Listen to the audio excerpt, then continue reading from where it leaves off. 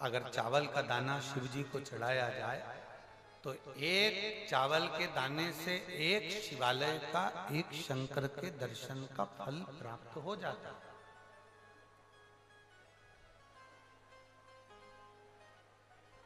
एक चावल का दाना हम शिव को समर्पित करें।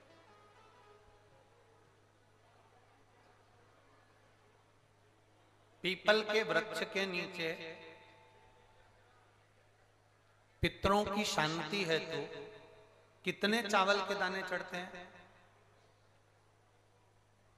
अगर कोई ब्राह्मण ने कह दिया तुम्हारे यहाँ पितृ दोष है, 1 रुपया कमाते हो, 1.25 रुपये खर्च होता है, तुम्हारे पास में पैसा टिकता नहीं, तुम्हारे यहाँ पितरों का दोष है, तो तुम एक चावल का दाना अगर आप कहे कि पीपल के वृक्ष के नीचे दिया लगाओ, पीपल के वृक्ष के नीचे आप जल चढ़ाओ, या महादेव के मंदिर में 1 लोटा जल चढ़ाओ, तो हम कहते हैं ना कि प्रदोष के दिन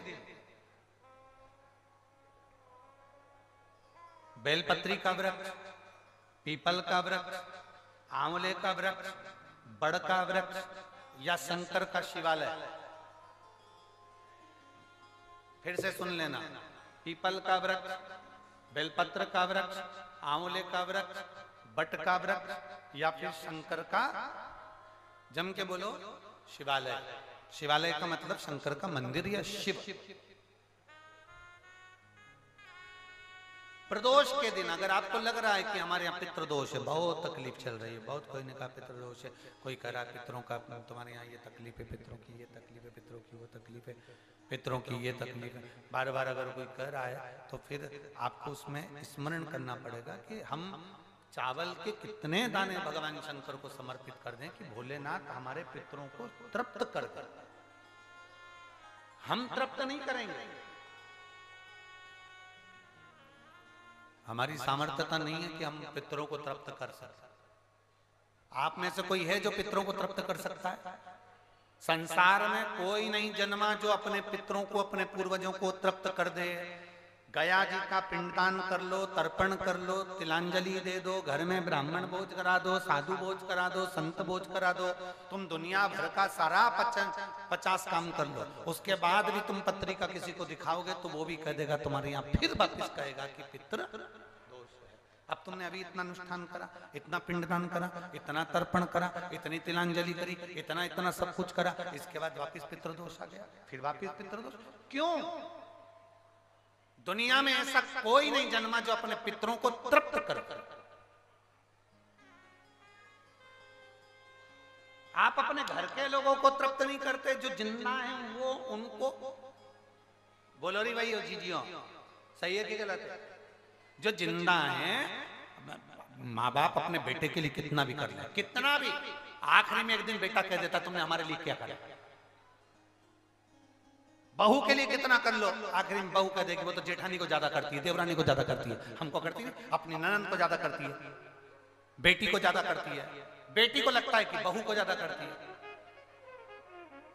दामाद को लगता है बेटी को ज्यादा करती है, नाती पंती सबको कितना भी कर लो, तुम अपने अड़ोसी पड़ोसी तुम्हारे रिश्तेदारों को तुम कितना भी दे लो, कितना भी कर लो, पर जब ये तृप्त नहीं हुए तो वो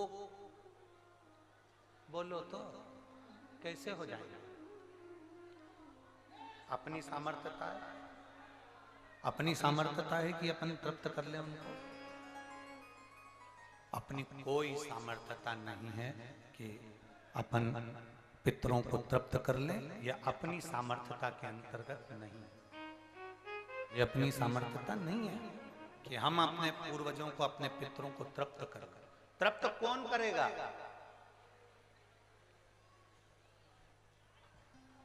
जिनकी शरण में पितृ हैं, वास्तु के देवता भगवान शंकर, काल सर्प दोष के देवता भगवान शंकर, जितने दोष होते हैं पितृ दोष के देवता भगवान शंकर, तो हम तृप्त नहीं कर सकते। अगर इनको तृप्त करेंगे तो देव अधिदेव महादेव करेंगे। आप 7 चावल के दाने, या तो पीपल, बेलपत्र, प्रेशर, गला पकड़ रहा हल्का सा, पीपल, बेलपत्र, आंवला, बटवृक्ष या फिर शिवालय। प्रदोष के दिन 7 चावल के दाने आप इन जगह में से कहीं पर भी अगर आप समर्पित कर देते हैं तो उसके बाद आप जो जिंदगी जी रहे हैं और 3 महीने फिर आप अंदाजा लगा कर देखना कि आपने जो 7 चावल के दाने इन स्थान पर अगर आपने समर्पित करे तो उसका फल पितरों को मिला कि नहीं मिला और उसका फल हमें प्राप्त हुआ क्या। ये वो स्थान है जहां प्रदोष के दिन 7 अक्षत चावल का दाना भी हमारे पितरों को, पूर्वजों को तृप्त कर देता है। कौन कौन सा स्थान वापिस बोलेंगे सभी लोग? पहला पीपल, दूसरा बेलपत्र, तीसरा आंवला, चौथा बटवृक्ष और 5वां शिवालय, शंकर भगवान का स्थान। अब इसको समझना आपके ऊपर निर्भर है। समर्पित शिव कथा का आपने सुना, सुनने के बाद आपने धारण किया तो उसका फल तुम्हें मिला। धारण करोगे तो फल मिलेगा। एक पत्र है, देखिए।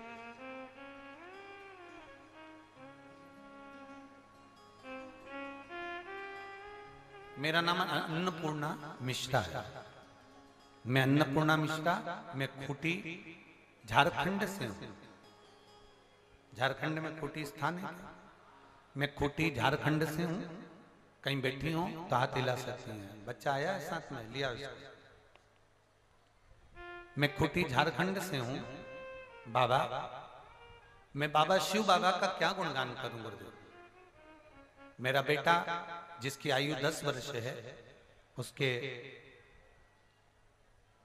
मूत्रालय के स्थान पर एक बड़ी गठान हो गई थी और हम डॉक्टर को दिखाए तो जितने डॉक्टरों को हमने जांच कराई सभी डॉक्टरों ने कहा इसकी गठान को निकालना पड़ेगा, ऑपरेशन करना पड़ेगा और वह गठान जांच के लिए जाए। बड़ा टेंशन हो गया गुरुदेव। अब परिवार में ये सब चीजें आज तक हमने नहीं सोचा था कि ऐसा भी क्या होता है। और उसकी जांच कराने के लिए हम लोग उसको गठान का ऑपरेशन का जब बोला गया, हमारी आंख में आंसू भर गए। ऑपरेशन इतने छोटे से बच्चे का, 10 साल के बच्चे का कैसे करा दें। तब मेरे एक परिचित ने मुझसे कहा ऑपरेशन बाद में कराना। सियोर वाला महाराज कथा कहता है अपने बेटे को भी टीवी पर सुनाओ, तुम भी सुनो और वो जो बोले वैसा अपने को करना। हमने आपके कहने पर शंकर भगवान को जल चढ़ाना प्रारंभ करा, बेलपत्र खिलाना प्रारंभ करा। गुरुदेव आपने एक भभूति का उपाय बताया था भस्म का, वो हमने किया और बाबा की कृपा से जब भस्म का प्रयोग करना प्रारंभ किया तो वह प्रयोग के कारण केवल 22-23 दिन निकले। उस समय पर हमें लगा कि गठान और बढ़ रही है, पर थोड़ा समय और निकला और बाबा की कृपा से जब जांच कराई तो बच्चे की गठान गायब हो चुकी थी और वो गठान नहीं थी।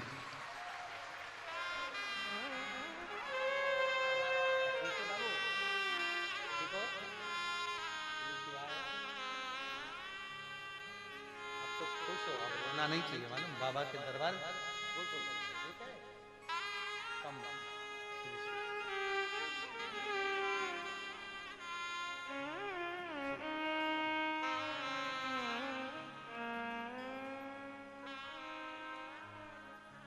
पत्र में लिखा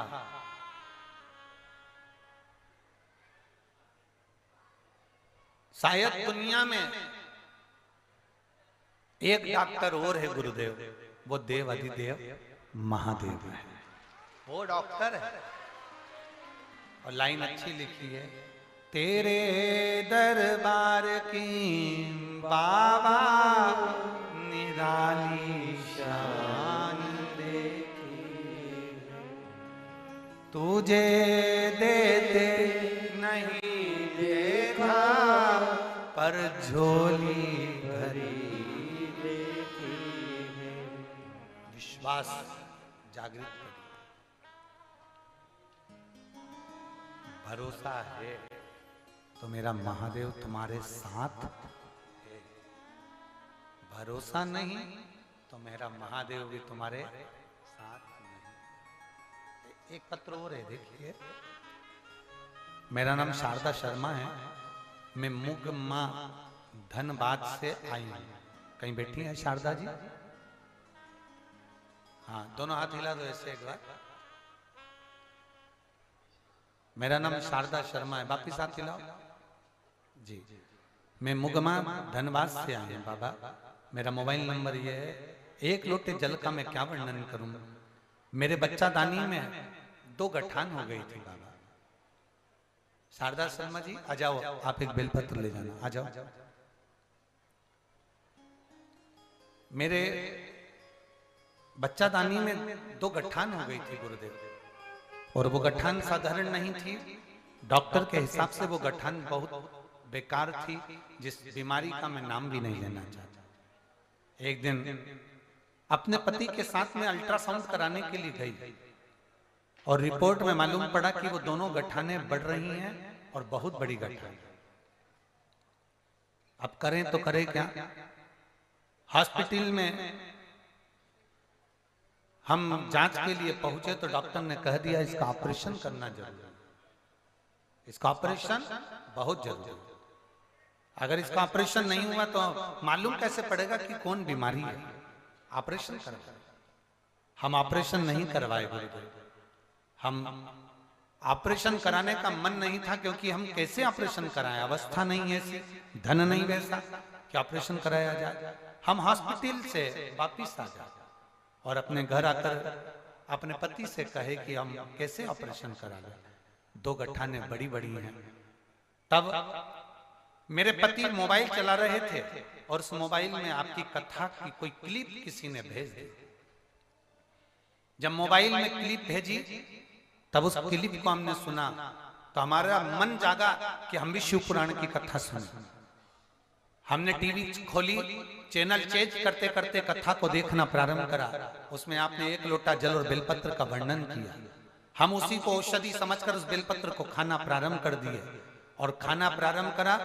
आज हम बाबा को धन्यवाद देने के लिए आए हैं गुरुदेव कि हमारी दूसरी बार हमने जब जांच कराई तो 1 गठान तो पूरी तरह से गल चुकी थी, पर दूसरी गठान एक काली मिर्च के बराबर, एक गोली के बराबर थोड़ी सी रह गई है। बाबा, डॉक्टर बोल रहा है कि आश्चर्य की बात है कि इतनी बड़ी गठान गल ही नहीं सकती, ये कैसे गल गई। ये बाबा की ही कुछ कृपा है। और बाबा एक नीचे लाइन लिखी है, अच्छी है। भोले बाबा दया करना, मैं तेरे भरोसे हूं। मेरे बाबा दया करना, मैं तेरे भरोसे। ना घर के भरोसे हूँ, ना परिवार के भरोसे हूँ, ना घर के भरोसे हूँ, ना परिवार के भरोसे हूँ। मेरे बाबा दया करना, मैं तेरे भरोसे हूँ। भोले बाबा दया करना, मैं तेरे भरोसे। मेरा नाम शारदा शर्मा है, मैं मुगमा धनबाद से आई हूँ। मेरा मोबाइल नंबर है। शारदा जी पधारिए। शिव तत्व है, शंभु दया सागर है, शंभु कृपा सागर है। एक चावल का दाना, एक लोटा जल, एक बेलपत्र। एक सत्य बात कहे ना तो दुनिया के लोगों को बड़ा आश्चर्य होता है कि महाराज हम बेवकूफ बनाता रहता बैठे बैठे। एक चावल के दाने से, एक बेलपत्र से, एक लोटे जल से क्या दुनिया के दुख दूर हो सकते हैं? अरे दुनिया के लोगों ने बहुत दुकानदारियां खुल के रखी थी, सबकी दुकानदारी अब केवल दुनिया जान गई कि एक लोटा जल सारी समस्या का हल। कोई नहीं भटकता, जब दुख आता है तब महादेव की शरण में जाता है।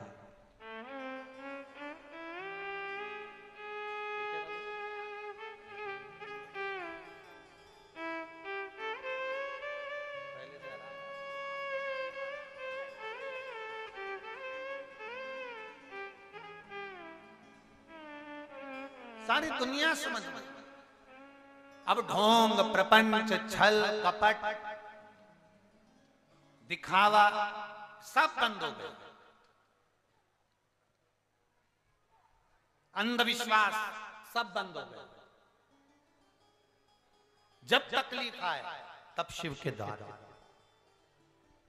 और मेरी जीजियों, मेरे जीजाओं, मेरी बेटियों, मेरे बेटाओं, मेरी माताओं, आप सबसे निवेदन करूंगा दिल से, जब तुम्हारी जिंदगी में दुख आए, तकलीफ आए, तब दोनों हाथ पुकार कर उसको एक बार हर हर महादेव। अब लोग उसका भी विरोध करते हैं। गुरुजी क्या है, आप दोनों हाथ उठाकर हरे हरे महादेव कहलवाते हो, हर हर महादेव बुलवाते हो, ये बोलना चाहिए। फिर किसी ने विरोध करा, स्त्री को तो दोनों हाथ उठाकर हर हर महादेव बोलना नहीं चाहिए। हर चीज का विरोध है, सियोर वाला महाराज बोलेगा और विरोध होगा। अरे भैया, केवल सियोर वाले महाराज ने दोनों हाथ नहीं उठवाए। पांडवों की सभा में, कौरवों की सभा में जब द्रौपदी का चीर खिंचा रहा था, पूरा चीर खिंचा चुका था, द्रौपदी का चीर आखिरी सिरे पर था, तब द्रौपदी ने दोनों हाथ ऊपर कर कर नारायण को पुकारा था कि अब तू आजा मुझे बचाने के। अब मेरे को कोई बचाने वाला नहीं है, अब मुझे कोई बचाने वाला नहीं बचा, अब तुझे आना है।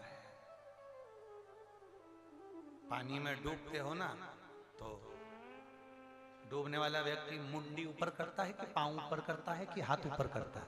बोले, जम के बोले जरा। हाथ। हम भी संसार सागर में बहुत दुखी हो गए हैं, डूब गए हैं। लोगों ने हमको बहुत तकलीफ दे दी है भगवान, हम बहुत दुखी होकर संसार सागर में डूब रहे हैं। इसलिए तुझे दोनों हाथ कर कर हार हार महादेव, हम दोनों हाथ कर कर उसको पुकारते हैं कि तू सुन ले हमारा, तू सुन।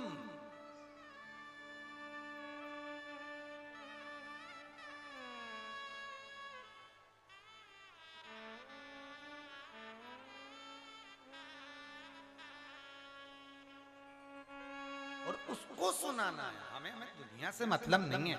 हम आपसे फिर कहेंगे, हमें दुनिया से मतलब नहीं कि कौन क्या कह रहा है, कौन क्या कर रहा है, कौन क्या बोल रहा है, कौन क्या चाहता है। हमें दुनिया से मतलब नहीं। आग लगे बस्ती में, अपन रहो मस्ती में, क्या किसको रोइए, चादर तान के सोइए।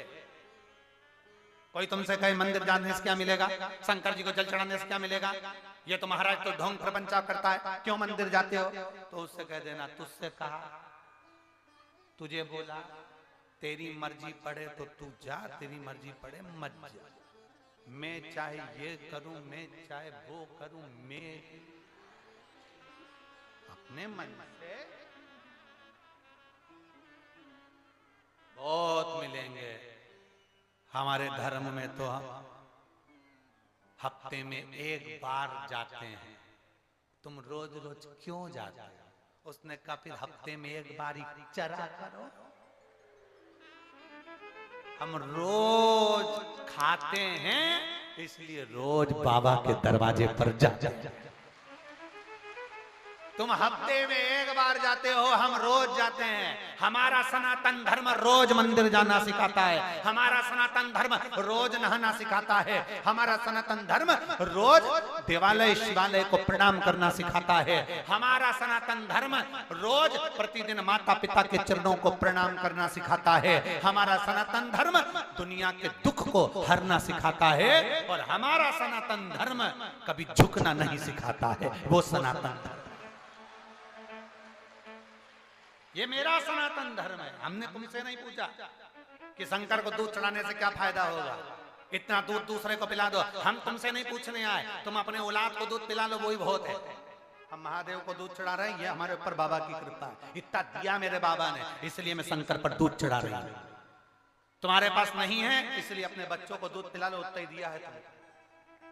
मेरे बाबा ने मेरे पर कृपा करी है, और देता है तो छप्पर फाड़ कर देता है, देता है छप्पर फाड़ कर। साधारणता से वो बहन ने एक पत्र में लिखा, उस बहन ने पत्र में लिखा, तो वो बैठी हूं, उनने पत्र में लिखा, जो बंगाल से आई हैं, उन्होंने लिखा पत्र में, खड़गपुर से जो आई हैं बंगाल से, उन्होंने लिखा 2018 से धक धक के खा रही पूरा परिवार, नाते रिश्ते कुटुंब कबीले सबने धोखा दिया। तब आखिरी में शंकर का मंदिर पकड़ा, शिव का द्वार पकड़ा, और बेटी की शादी नहीं हो रही थी, शादी हुई। बेटे का जॉब नहीं था, इस 2018 से जो मंदिर में जाना चालू करा, बेटे का जॉब लगा, और मेरे कोई काम नहीं था तो भगवान ने मेरे को गाड़ी दिला दी, और वो गाड़ी से काम चल रहा है। ये शिव कृपा नहीं तो और क्या है। एक बहन ने पत्र में लिखा, उसके पत्र में उसने लिखा कि मेरा पूरा सामान चले गया था, मेरा गाड़ी, सामान, मेरा घर,